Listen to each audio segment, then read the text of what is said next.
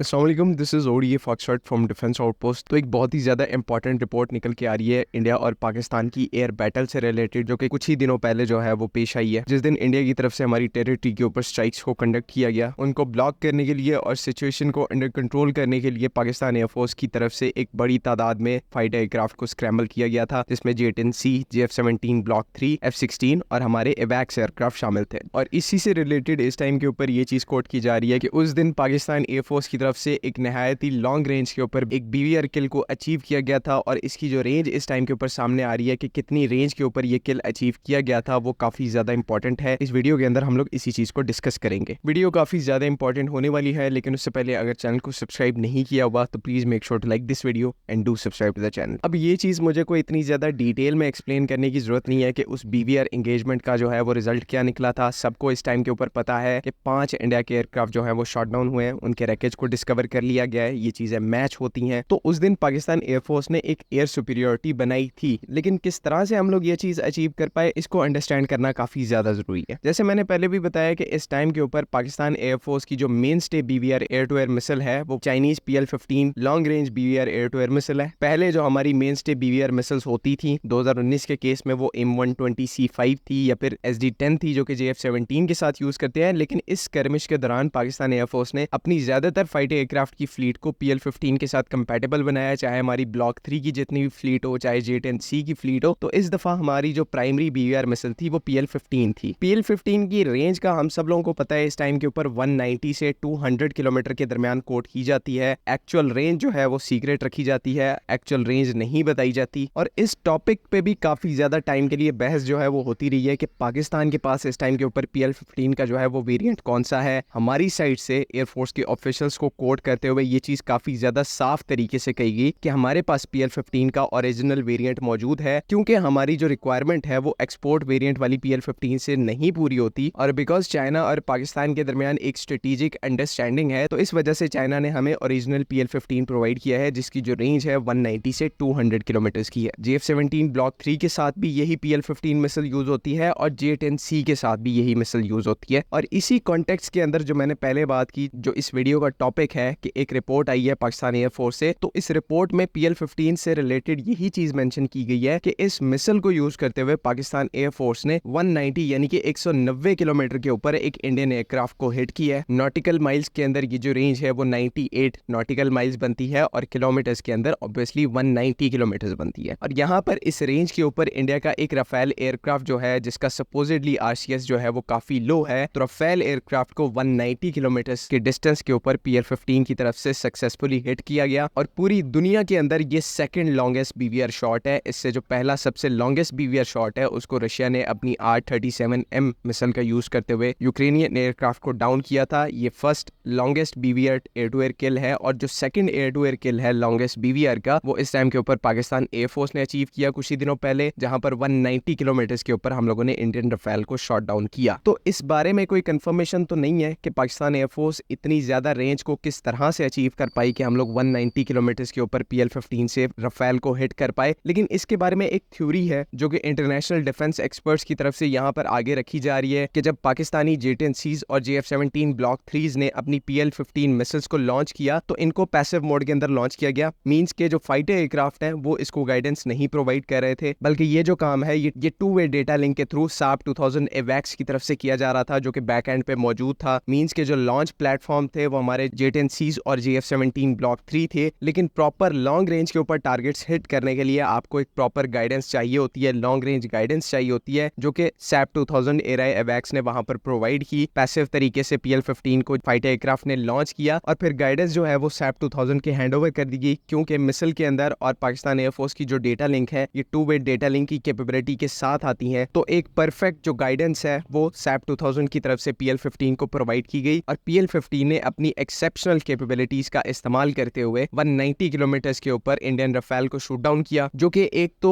Pakistan air force की जो data linking capabilities हैं उनको काफी ज्यादा वैलिडेट कर देता है, किस तरह से हमारे फाइटर एयरक्राफ्ट की, हमारी मिसाइल्स की, हमारे एवैक्स सिस्टम्स की आपस में कोऑर्डिनेशन है, आपस में सिंक्रोनाइजेशन है। तो एक तो इसकी वैलिडेशन हो जाती है और दूसरा इस चीज की भी फिजिकल वैलिडेशन हो जाती है कि जो हमारे पास PL-15 मिसाइल्स है ये एक्चुअल में ओरिजिनल वेरिएंट है, जैसा कि क्लेम किया जा रहा था पाकिस्तानी साइड से। और इंडियन साइड से रिपीटेडली इस क्लेम को जो है वो डिनाई किया जा रहा था, लेकिन ग्राउंड रियलिटी आपके सामने है। 190 किलोमीटर के ऊपर पिन पॉइंट एक्यूरेसी के साथ जब राफेल डाउन हो तो इसका मतलब ये होता है कि जब एडवर्सरी एक बात कह रहा है कि उन्होंने एक सीरियस कैपेबिलिटी को अक्वायर कर लिया है, तो दूसरी कंट्री को चाहिए कि उनके ऊपर ट्रस्ट करें और उसके हिसाब से अपनी काउंटर कैपेबिलिटीज को डेवलप करें, ना कि अपने एक सुपीरियरिटी कॉम्प्लेक्स में रहे, ताकि अगेन एंड अगेन इनको बैटल फील्ड के ऊपर नुकसान ना उठाना पड़े। ये केस इंडिया के साथ अनफॉर्चुनेटली या फॉर्चुनेटली कहे तो ये नहीं हुआ। ये लोग अपने सुपीरियरिटी कॉम्प्लेक्स के अंदर वैसे ही रहे, चीजों को नहीं समझ पाए। इस वजह से 2019 के अंदर भी एक ही रिजल्ट निकला था जब पाकिस्तान एयरफोर्स ने एयर डोमिनेंस को अचीव किया था, और उसके 5-6 साल के बाद जब आज 2025 में एयर बैटल हुई है दोनों कंट्रीज के दरमियान, तो वहां पर भी ज्यादातर पाकिस्तानी एयरफोर्स ने एयर सुपीरियरिटी को अचीव किया है। उम्मीद है कि यहाँ पर तमाम चीजें क्लियर है। अगर इनसे रिलेटेड कोई भी कंफ्यूजन है तो काइंडली कमेंट्स में जरूर पूछे।